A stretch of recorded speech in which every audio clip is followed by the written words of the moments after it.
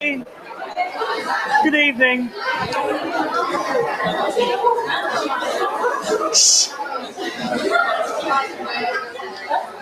I'm holding a large pole and I'm looking threatening. Excellent, excellent.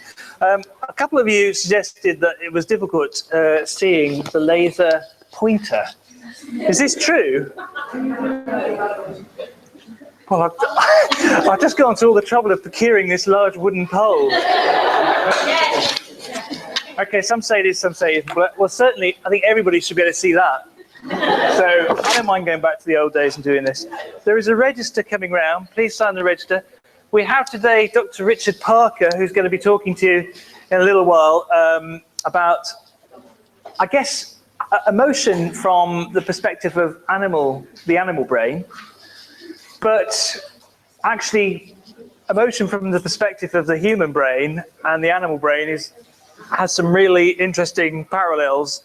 And I guess that's the point that probably both myself and Richard are going to make. It's very relevant to understanding the human brain. So I'm going to rush through some basics about emotion in the brain. It's a really difficult area, I have to say. And part of the reason for that is that it's mostly been studied in science through psychology, who have developed frameworks which do not immediately align with our biological understanding about emotion.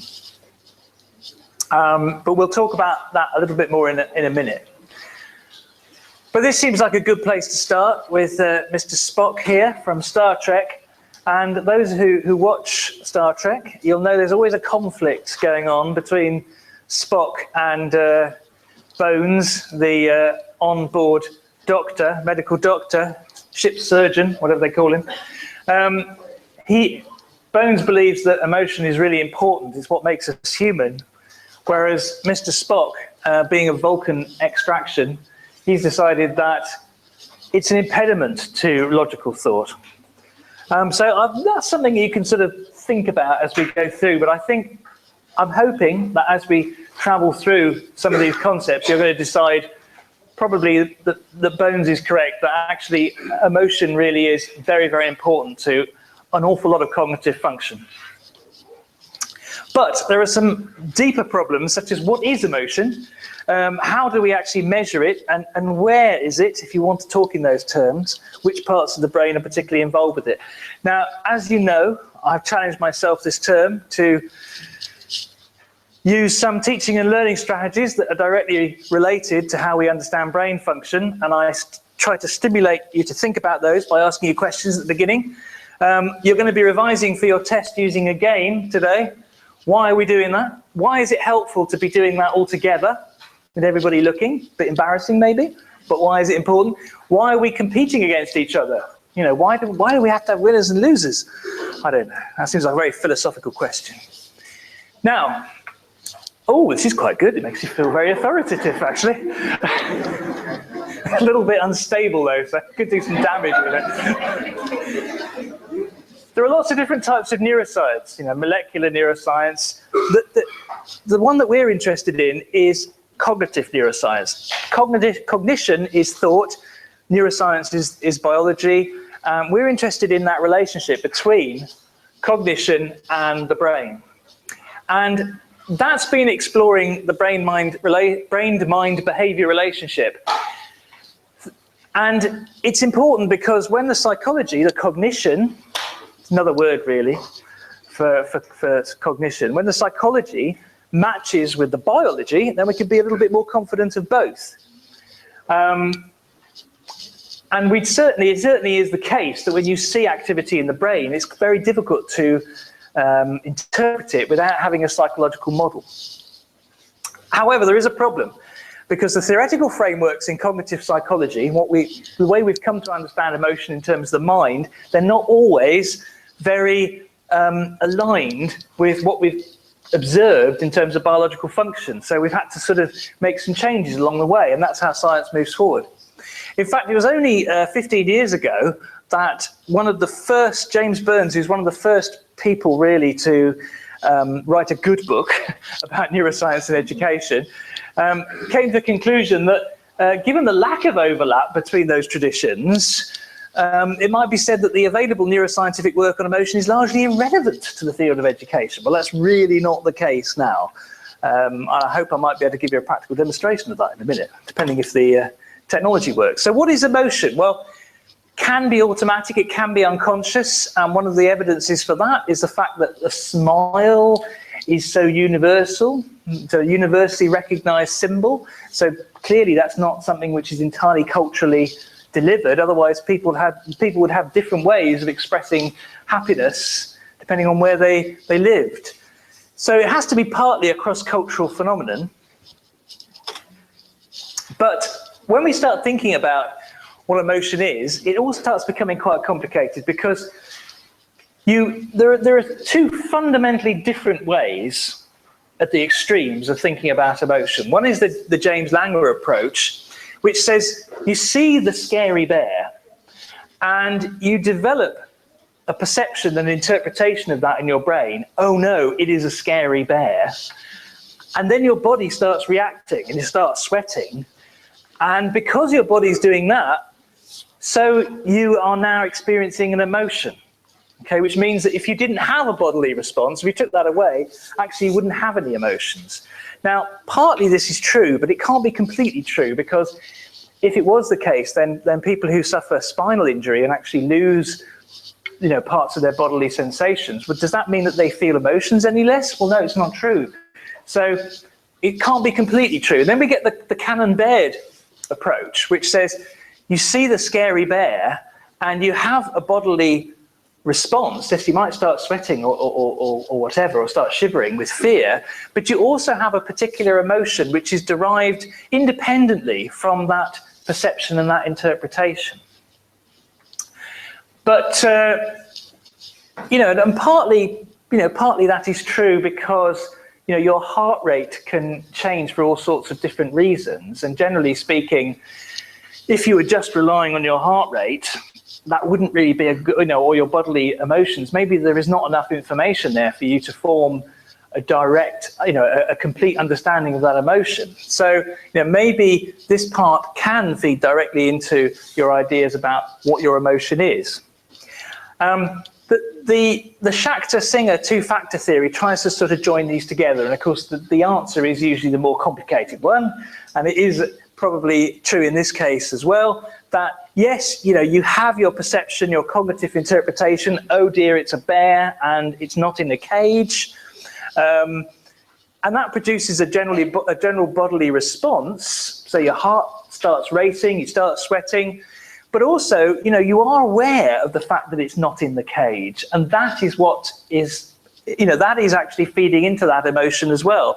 So, you know, this context, this extra cognitive processing here is quite important in terms of instigating this particular emotion. And so now we've got something which is more complicated, where the general bodily response is informing the emotion, as is the cognitive processes, the higher level interpretations of what's going on, if you like. And, you know, there are some really interesting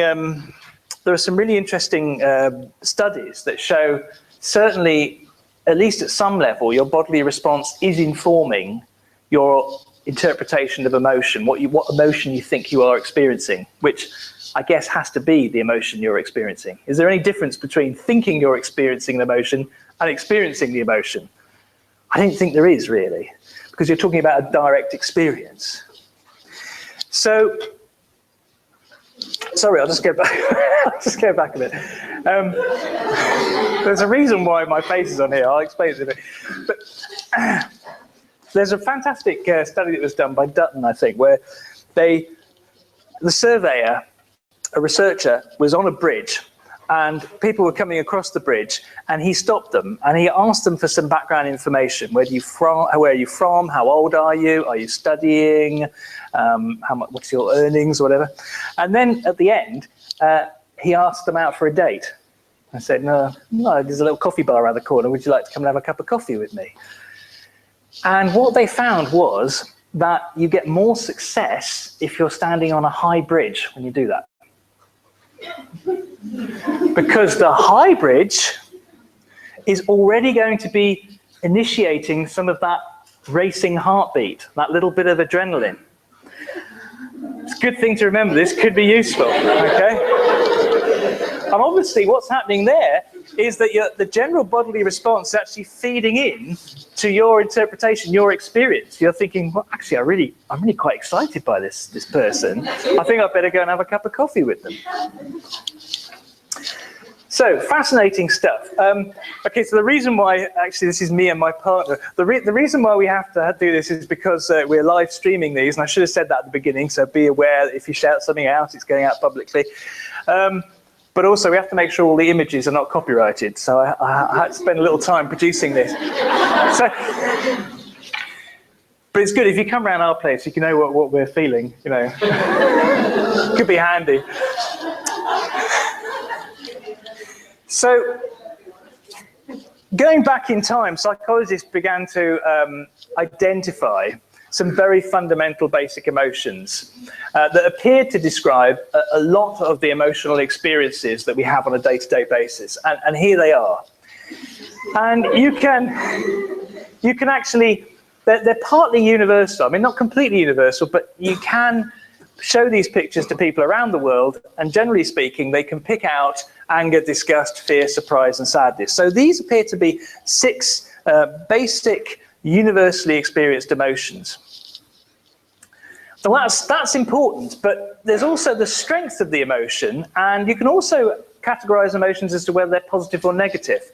So wouldn't it be wonderful if we could actually just use 2 dimensions to express emotions? So this is an approach that's been tried, the dimensional emotion approach, where you can say, well, all experiences can be rated in terms of how emotional they make you, whether it's not really very emotional or it's very emotional, and also in terms of whether it's negative or whether it's positive. And you can see that you can take some of these fundamental emotions and you can put them on there, and they vary in terms of their negativity, their positivity, and how strong they are. But, you know, at the same time, I think there are other characteristics to these emotions that don't really make them comparable. As a human being, I'm looking at this and thinking, well, just because, you know, a snake is quite next to rotten food, I'm not really sure if I'd put them necessarily in the same, you know, where they should be there in the same place in this space. But it's an interesting approach because we have to try and quantify emotions if we're going to try to do experiments with them. Can we measure emotion more objectively than that? Instead of asking people how positive or negative, can we just actually connect something to somebody? Well, you can, to some extent, measure at least the level of emotional arousal with respect to some emotions. So skin conductivity is one way of doing that. It's often used as in polygraphs. If you're telling a lie in the United States, you know, they might hook you up to one of these things and they'll know, because you'll start sweating when you start talking about the incidents that you're supposed to be reporting. And if you're telling a lie, you'll be more nervous, so you start sweating. This changes the skin conductivity, and you can detect that by passing a small current across and seeing that there's more current flowing when you're sweating. And that's called electrodermal activity. So it is possible, but unfortunately, you know, one of the problems with this is the electrodermal activity. It's quite good for things like stress. It's also quite good for some other things such as surprise, but you know, it's very vague. Trying to characterize the type of emotion that person is experiencing is quite difficult. So if you're interested in stress, it's quite a good measure to use. It's also delayed in time. So when you start experiencing the stress, it's only a few seconds after that you start getting this change in electrodermal activity. So there's a lag there as well that you have to take into account. Also, it's produced by various systems in the brain, cortical and basal ganglia influences, so that's a lot to do with movement. Ipsilateral hypothalamus, you know what ipsilateral means now, don't you? Yeah? Remember that? Yeah, it means same side. Well done, well done. Hypothalamus and limbic system. the amygdala and the hippocampus. Now that's good because that's memory. Okay, so if you ask people to remember emotional events in their life, their electrodermal activity is going to change. So that's quite helpful in some experiments. And the reticular formation in the brainstem, which is not really to do with anything very cognitive. But it does mean that if you've got this objective measure, it's possible to sometimes identify unconscious emotion, because you can be experiencing emotions without being completely conscious of them. And electrodermal activity has been used, for example, by Antonio Damasio to show that in a particular gambling situation, your body can start responding before your mind is consciously aware that you're about to take a risk. So in this experiment, it's called the Iowa gambling task, you're picking cards from different packs, and you know that one of them's quite risky. But before you are consciously aware that you're going to switch your strategy, your electrodermal activity changes. In other words, you're getting an emotional response before you've actually consciously made the decision. It's what Damasio calls a somatic marker. So it can be quite helpful. Where is emotion? Well, actually, emotion is distributed throughout the brain. Different emotions recruit different networks. But there are some regions, such as the amygdala, which are strongly associated with emotions and particular types of emotions. So probably because it's easy to produce, there's been a lot of research on animals and the fear response and the role of the amygdala in that emotional learning. So a lot of what we understand about emotional learning and this relationship between the amygdala and the hippocampus is from fear response work with animals. And we also see in humans that patients with damaged amygdala are especially poor at recognizing the emotion in others, which is interesting. So not only do you become less aware of your own emotions, but you become less able to recognize them in other people as well. And this is a kind of a slightly dodgy, I don't know what you think about this, Richard. I find it really amusing, but I'm not sure about the science behind it, to be honest with you. But they've done an analysis of fossil trilobites. They lived about 200-300 million years ago. And they've found that there tends to be more damage on the right-hand side. And they think that this might be either because the right hemisphere is less sensitive to, that should be the left hemisphere, is more sensitive to fearful imagery, or it may be because the predator that attacks the trilobite has a hemispheric bias. But the fact that there's more attacks on the right-hand side of the trilobite by other animals which are assumed symmetric in all senses, possibly other than the brain, suggests maybe this is fossil evidence for there being some hemispheric bias, more to the left or to the right, all of those hundreds of million years ago. But I find it is slightly dodgy. I find it interesting, but I'm not sure whether I'd use it in an essay, to be honest with you. Okay, so, but it's not just, the amygdala is also involved with other types of emotions as well. It's not just fear. Disgust is sometimes associated with the putamen regions, a bit lower down. Another way of classifying emotions is whether they cause us to go forward or whether they cause us to come away. In other words, whether it's an approach response or an aversion response to avoid something. And there appears to be some hemispheric biases in terms of approach and avoidance behaviors as well. But generally speaking, the story is more complicated. However, before we leave this fascinating subject, I have to tell you about lobotomies. I don't know why I have to tell you about this, but I do find it fascinating. Long associated with emotion, the amygdala became a target for ice pick surgery probably about 50, 60 years ago. And Monitz was one of the people who really promoted this idea that in subjects who had mental health difficulties and were exhibiting antisocial behavior, it would be possible to destroy parts of the frontal lobes and parts of the limbic system, the amygdala, and thereby reintroduce these participants into, well, I shouldn't call them participants, these patients into society, because it did produce behaviors that were less antisocial, but these patients often became zombies, really. They often didn't function normally or in a normal way ever again. It was a horrible practice, but it is a warning really as to how wayward neuroscience can sometimes get. And it involved an ice pick going into the eyeball and then basically being twirled around to destroy that part of the brain. When we use more humane methods to understand emotion, such as fMRI, which is an in vivo approach, so we can put people into the scanner, get them to experience different types of emotions and see what parts of the brain activate, you can see that the different fundamental emotions produce very different activations. But it's complicated because you can see some regions that are activating, in for two different types of emotion. Nevertheless, if you put this into some sort of factorial analysis, you can actually identify the emotion that we can have a good guess at the emotion that somebody might be experiencing.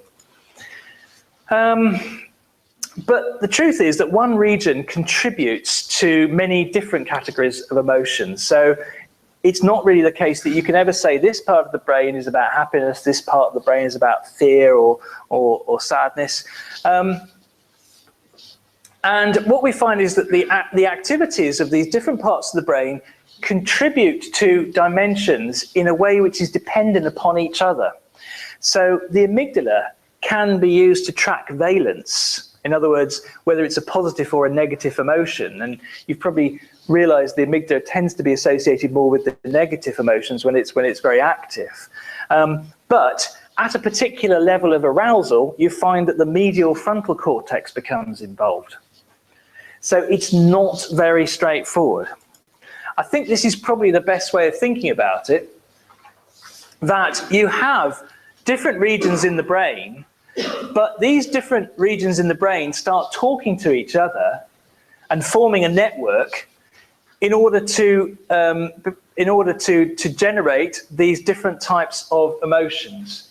So this part of the brain is involved with both fear and disgust, but it's the way in which it's talking to the other parts of the brain that results in whether you're experiencing fear or whether you're experiencing disgust. So what we're really talking about here is a functional network approach. It's the same, by the way, in learning in many cases. It's not, we don't talk about learning mathematics as being involved with this region, it's actually a network. And the process itself requires a shifting in the connectivity and the activities between the different regions in the brain. Right, so networks can share different networks can share the same regions. Another concept which is important to think about is implicit and explicit emotional memory. So I've said that it's possible to experience emotion unconsciously, and that can be referred to sometimes as implicit experience. Implicit emotional memory can be detected when your body is responding, but you're not actually consciously aware of it occurring or where it's coming from. So, for example, patient 2, they had amygdala damage, and although they could remember explicitly that a tone was accompanied by an electric shock, they don't actually get a bodily response when they actually hear something that's associated with that fear. Where on the other hand, if you've got bilateral damage to the hippocampus, that means you can't recall past events, then it's possible to have skin conductivity changes in response to a tone associated with fear because your amygdala is still functioning, but actually you've got no memory of the fact that that tone is associated with fear. So it's possible to actually dissociate conscious and unconscious emotional memory, implicit and explicit emotional memory. And when you can do that in a way that isolates two areas of the brain, you show them responding in opposite ways, that's called double dissociation. So the suggestion is that, in fact, an emotional situation can involve activity in the amygdala, which may be associated with this more unconscious, implicit emotional memory, but it can also activate the hippocampal system, which is more to do with memories and conscious awareness. And you can call this the more subcortical pathway. This is the more conscious, higher level pathway. And clearly some responses, such as seeing a spider, you haven't got any control over that. It happens very quickly, and that can be more subcortical as a response, involving purely more the amygdala than the hippocampus. And this has given rise to this theory, and you can probably see some parallels here with the SHSinger model, that you've got both implicit emotional memory and explicit emotional memory feeding into your consciousness, the implicit emotional memory doing that via your bodily sensation. So your unconscious responses making your body react, and that feeds into your consciousness. But then also you've got these explicit memories, explicit emotional memories feeding into your consciousness as well. And maybe this is how you make feelings. All of those things coming together, but involving different regions of the brain working together. And that gives us an idea about how panic attacks can occur and how panic attacks can actually be helped by things such as cognitive behavioral therapy. So you're walking onto a plane, you see the plane, all the information is coming through, the visual, you can hear the plane engines whirring, and because of your history and you don't like planes, you start experiencing fear, which unconsciously, through your bodily response, is going to be producing sweating, nervousness. Actually, you can feel it, your heart racing. That's going to feed back through your senses into your cognitive processing. But there is an opportunity for your top-down influence to say, hang on here, because I know that plane crashes are extremely rare. I've been on a plane 100 times before. Whatever your therapist has told you to think about can also get involved with this cognitive processing and reappraise the sensory information that is coming in. My heart is racing, but I'm not going to die of a heart attack. I'm sweating, but that's not a big deal. I just have a glass of water. You can start using those sorts of strategies. And that will at least stop these parts from contributing to your fear and to your physiological response. And this vicious circle can begin to get broken. Now, everything I've talked to you about so far has been about the brain and the mind working together to produce behavior. So the mind is an interface between the brain and behavior. It's a theoretical concept, but it's extremely important. And really what I wanted to just point out is that what we've just talked about in terms of the way in which higher level processes can interact with these bodily responses is about learning, interacting with the brain, the mind, and behavior. Now, learning can interact with behavior because you give people opportunities to learn in particular ways. It can also, you're putting forward mental concepts, so that's influencing the mental contents. And of course, through those things, those can actually influence the brain as well. I'm not going to go into that. Very quickly, I want to say something about autism. Autism remains something of a mystery. The theories about autism are still emerging, but fMRI is one way of studying those, and there was a very interesting study. We're just going to focus on one study that involves the amygdala, since we've been talking about the amygdala. In this study, people were asked to make a judgment about the gender or the emotion, but the assumption is that even when they're asked to make the judgment about the gender, they are still making an implicit, unconscious judgment about emotion. That's the assumption. So when they're being asked about gender, they're making an implicit emotional judgment. And when they're being asked about emotion, they're being asked to make an explicit emotional judgment.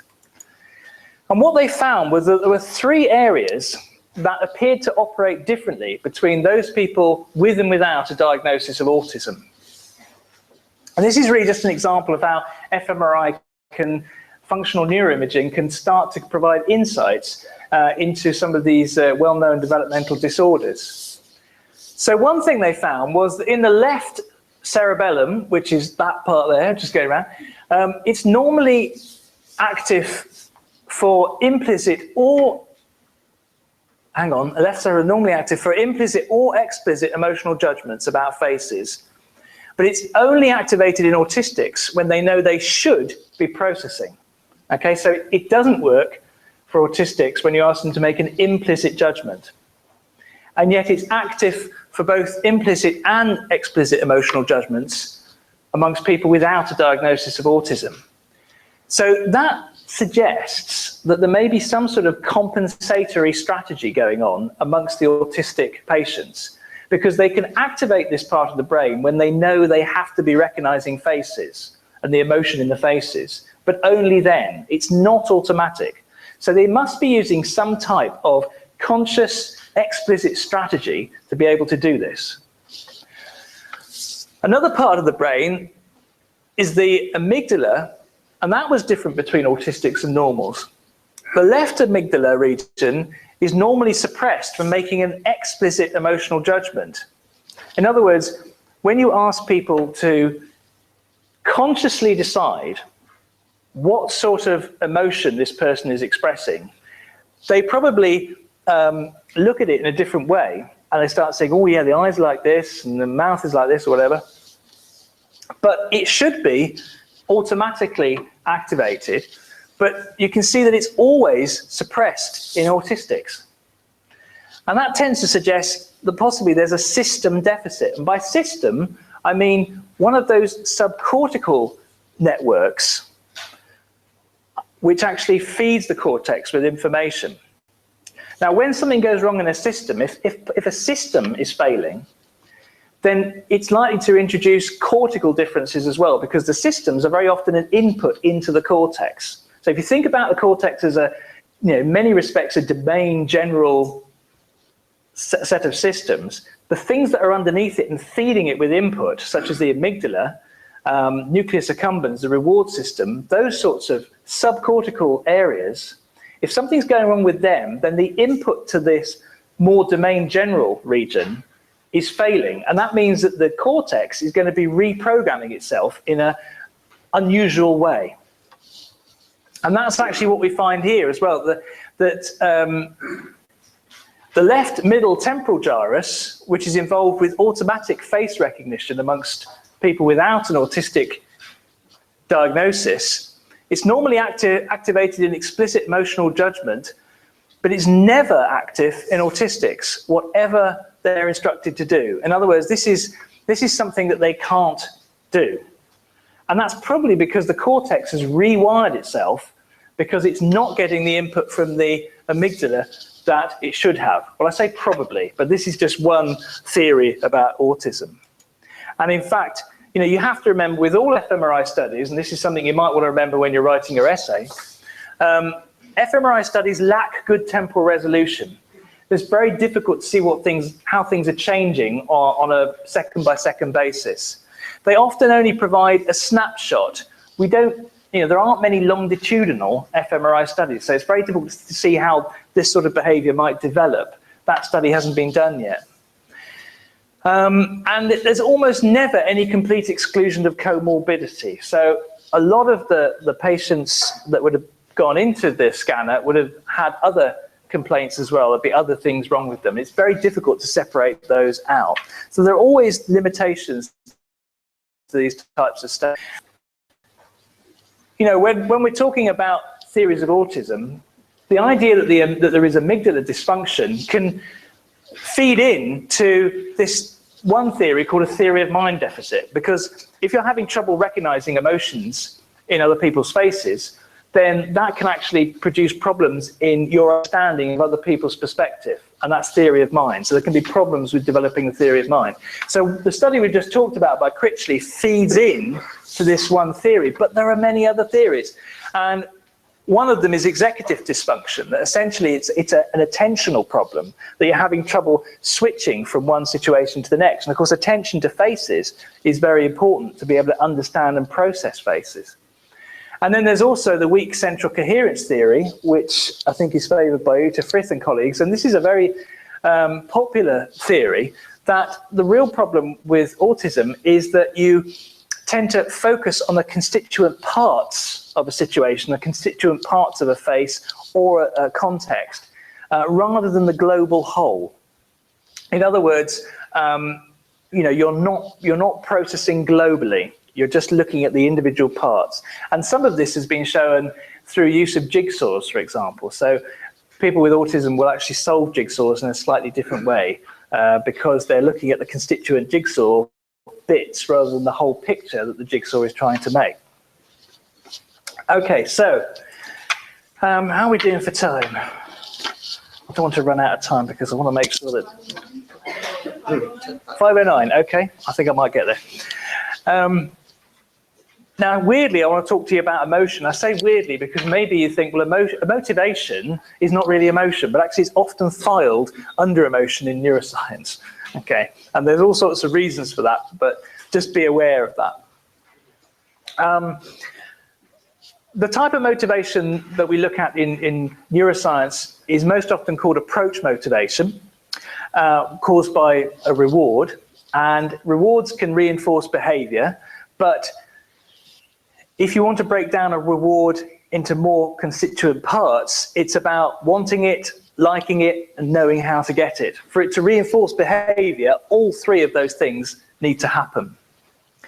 But the other important concept is that wanting it and liking it are not the same things. And we quite often see examples of that in neuroscience, and actually the most commonly reported one, or the one that is most obvious, I suppose, is heroin addiction or addiction to Class A drugs, where the desire for the drug gets greater, but the actual satisfaction that the drug is giving becomes less. And because of those sorts of situations, it's reasonable to assume that liking and wanting are actually, they can be considered as independent processes. Happily, they tend to work together most of the time, but they are actually distinct processes. And that has given rise to this idea that there's quite often two phases to motivation. There's the part when you are being drawn towards something, the appetitive phase, when you have this strong approach motivation. And then there's the consummatory phase when you're actually getting the hedonic pleasure, you're the liking of it. And that basic model has helped us understand our desire for a lot of things, sex, drugs, and rock and roll. But learning, I don't know. That's still something that we're investigating, because educational learning is often to do with long-term goals. It's not just about the here and now. However, the here and now is important, especially for children trying to learn in a class. To understand approach motivation, the mesolimbic dopaminergic pathway is very important. And you can see here, this is called the ventral tegmental area here. What we think occurs when you really want something, when you're feeling desire, is that dopamine travels up from this area here and activates a range of regions in the striatum, but the ventral striatum here, ventral meaning lower, remember that, this part, the nucleus accumbens, is particularly, it codes desire particularly well. So the more the nucleus accumbens activates, generally speaking, the more that you want something. But it doesn't just stop there. Dopamine actually is involved with a wide range of cortical regions. And that kind of makes sense because we know when you find something very rewarding, you need to know where to get it. You need to go back to that place. It makes sense to be recording information about the reward, but also the context in which you found it. So it's not just about the reward.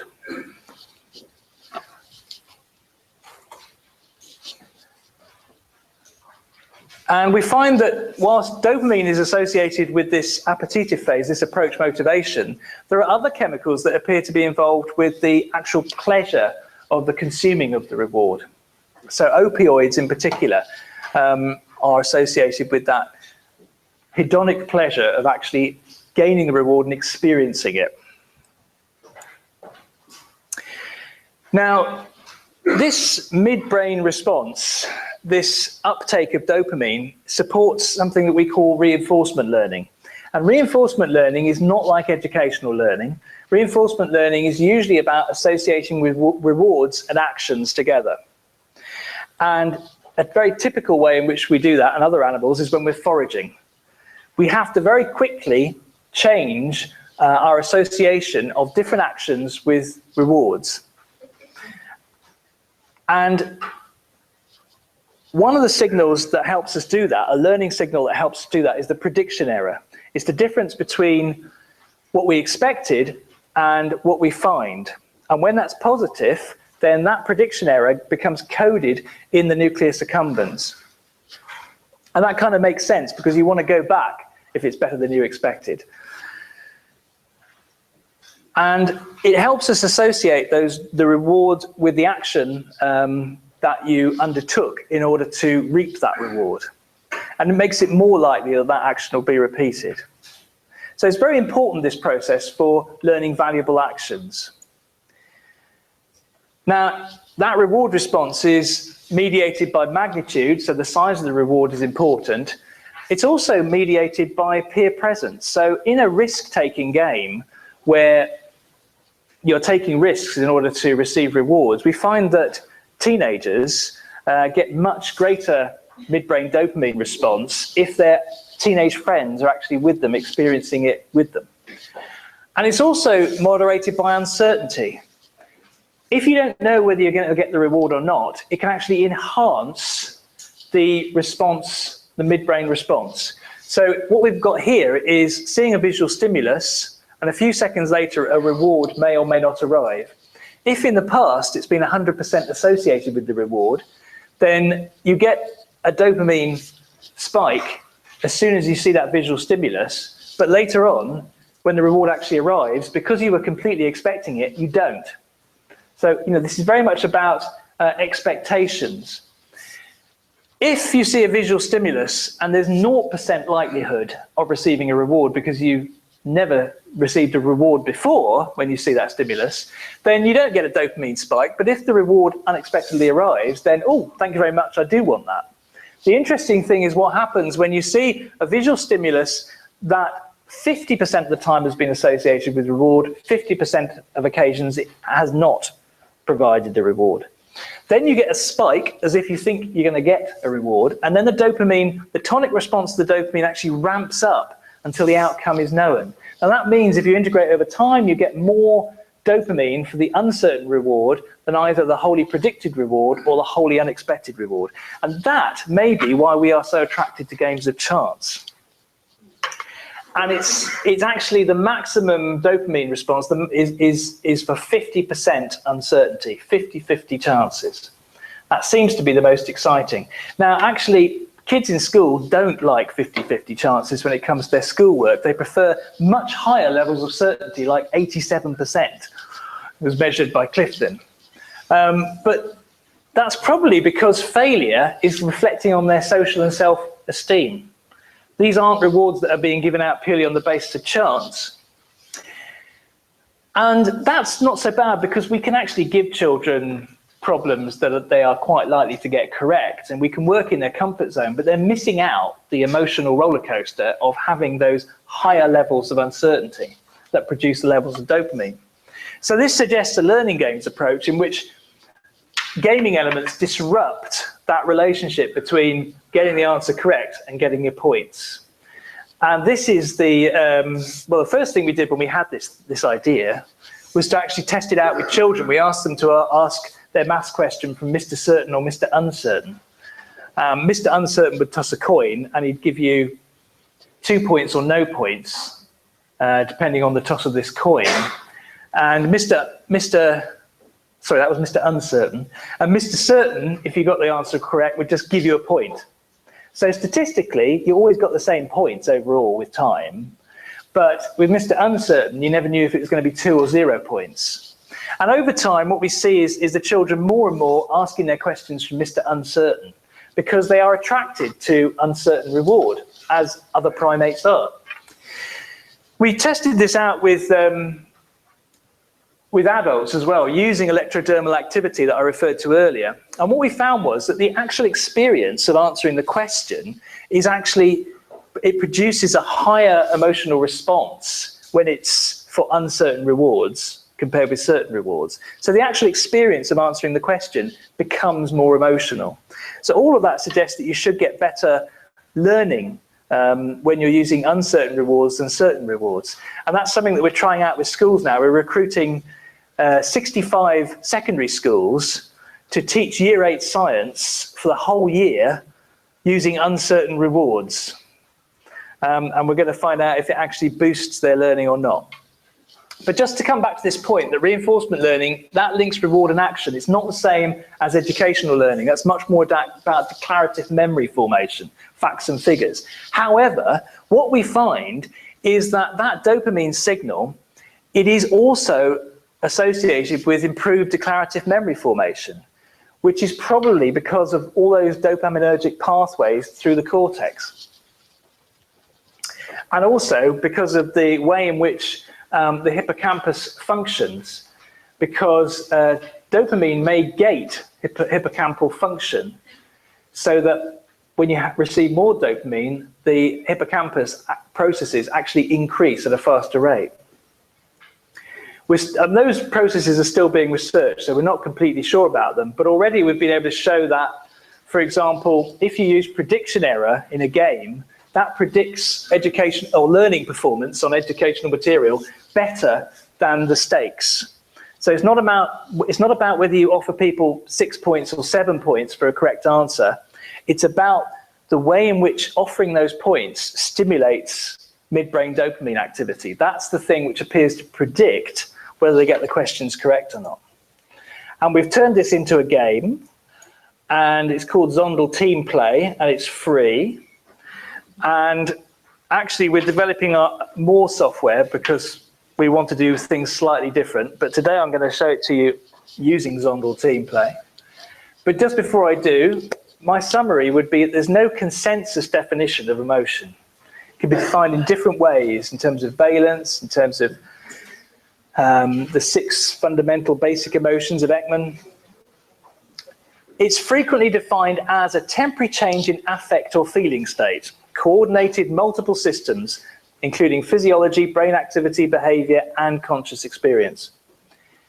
And those changes facilitate adaptive behavioral responses, fear in terms of avoidance, but approach as well in terms of motivation. There's no simple one-to-one mapping of emotions to the brain. And the best way to understand it is in terms of these networked representations of emotion. And different networks can contain the same brain regions, but working with each other in different ways. But I would say, contrary to what Burns said in 2001, that the emotional brain is very relevant to the field of education. So let me just try this out on you. Can you please, if you have a mobile that's maybe 4G or 3G connected, if you can get onto the internet, that would be really helpful. It's best played in threes. So if one of you amongst the team has something connected to the internet, that would be wonderful.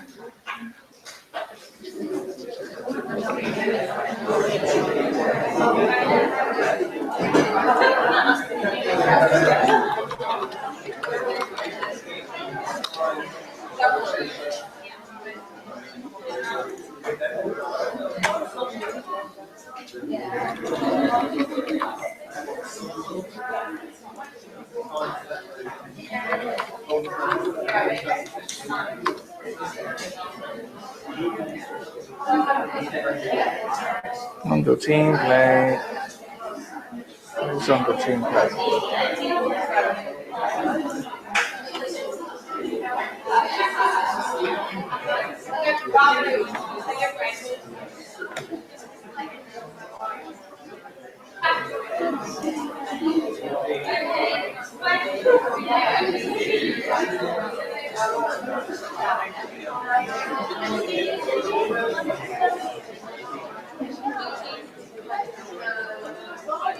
Can you put your hand up if you've got a device and you're on the internet?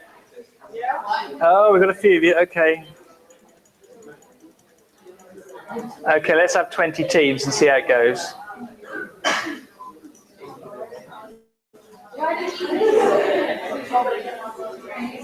Okay, so this is where you need to go. You need to go to www.zondel.com/TP and you need to put in 39687.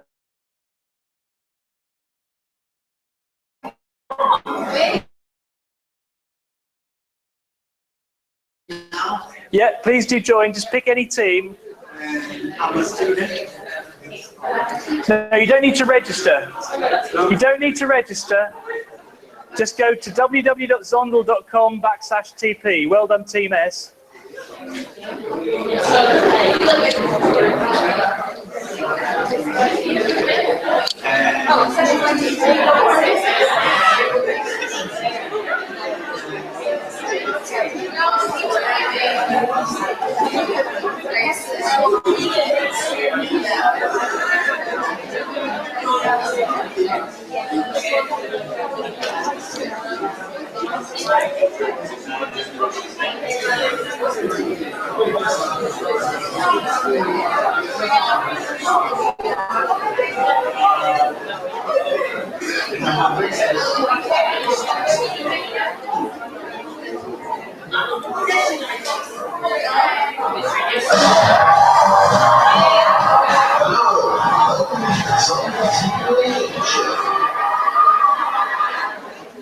Right. Hang on. Just full screen. Right, so a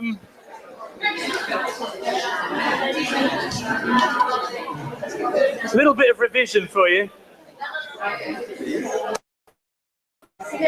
What A is called?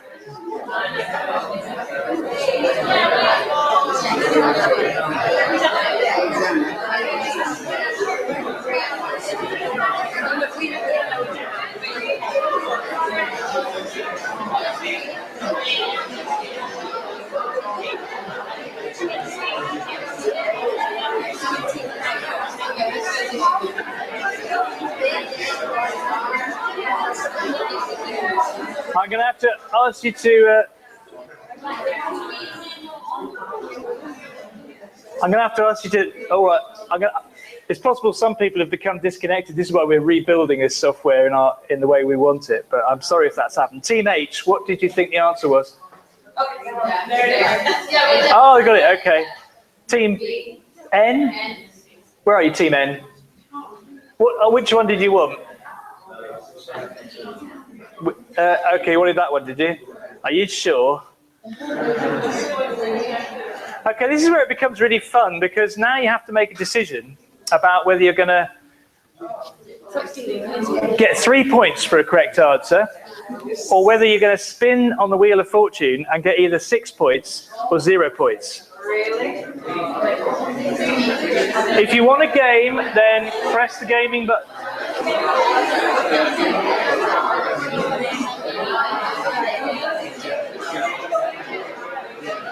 Okay, last chance to game. 3, 2, 1. Okay. Well, actually, I really don't need to tell you what the answer is here, do I? Because it's clearly a presynaptic terminal. Fantastic. Some of you have got 3 points. Some of you have either got 6 points or no points at all. Okay. If it lands on the blue, you get 6. If it lands on the white, you've lost the points.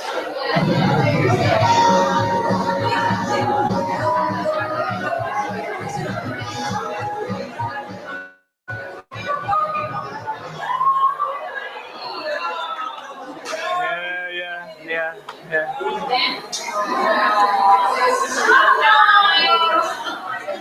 Now, if I was really using this in the classroom, I'd actually be going through my slides and reminding you about what the what the concepts are. So, do you remember this? Remember that? I'm just giving you a little bit of revision here. We've been working on this, have you? Do you remember the action potential? Yeah. Okay. Well, let's have a little question on this then, shall we? Only let's make it for 7 points.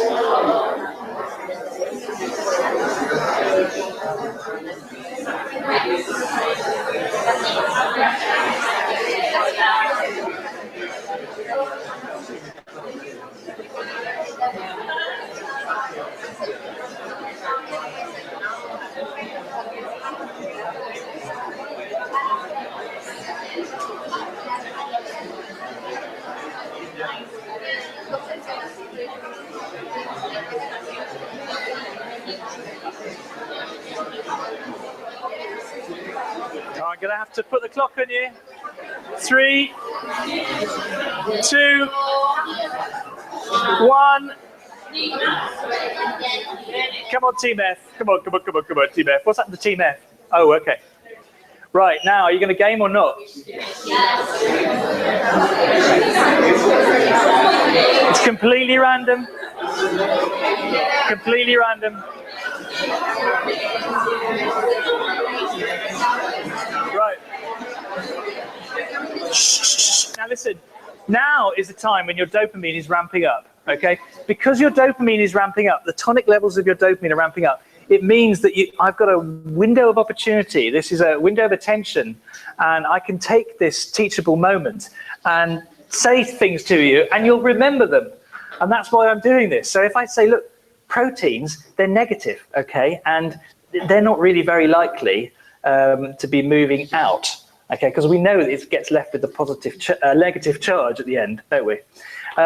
Calcium, well, that's very important for the later stages of long-term potentiation, but it's got nothing to do with this, has it? No. So it's either sodium or it's potassium. What's it going to be? Yes, okay.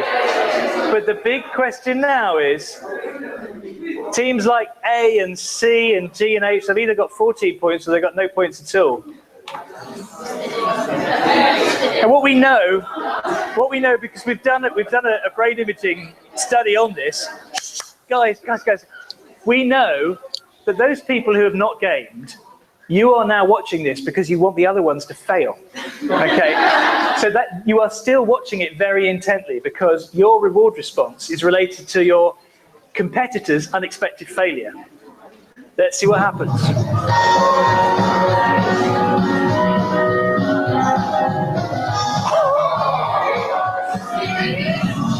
Yeah, well, it's all completely random. Come on, try this one. It's 12 points. No, it's 15 points.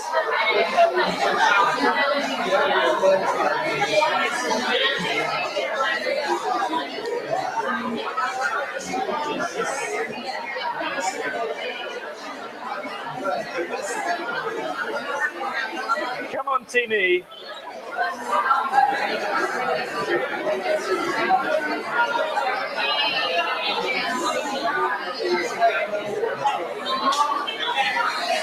Right, 3, 2, 1, here we go.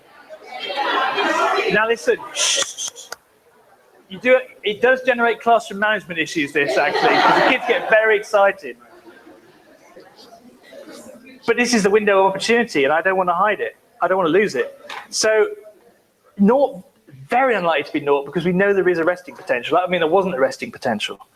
And it's very unlikely to be positive, because we know that it's negative. So now the question is, can you remember if it's minus 55 or 70? I think it's pretty clear. You can remember it. Well done. Excellent. But now the question is, those people who have gamed, are you going to get 30 points, or are you going to get no points?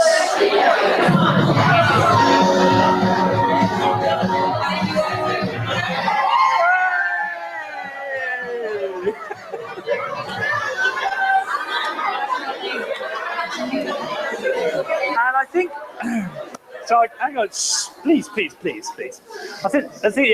I promised you emotion. Here, you got some emotion. I think the interesting thing is, though, how fantastic that made you feel, right? And I'm sorry, but it doesn't reflect in any way upon your talents, really. You're only as clever as the people that got it correct and did not gain their points, okay? But it still feels fantastic, and that's really weird and interesting, and that's the way in which we've become biased in evolution towards uncertain reward. Okay, so I hardly need to tell you the answers to the questions, but I think I have done already.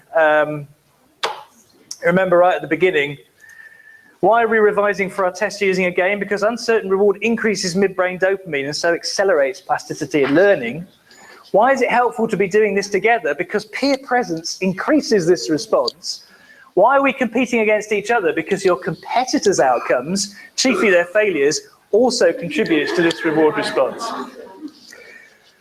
Okay, so that was my hour. I'm passing over now to somebody who's actually studied the neuro. I mean, I'm okay, I know a little bit about motivation, but Richard has spent much more time than me studying emotion and consciousness, which is a subject I keep completely away from. So I'm really relieved to have Richard here. I'm sorry about for the people who are watching on camera, because we have to turn off now because I forgot to tell Richard to use only copyright-free graphics. So we'll see you guys later.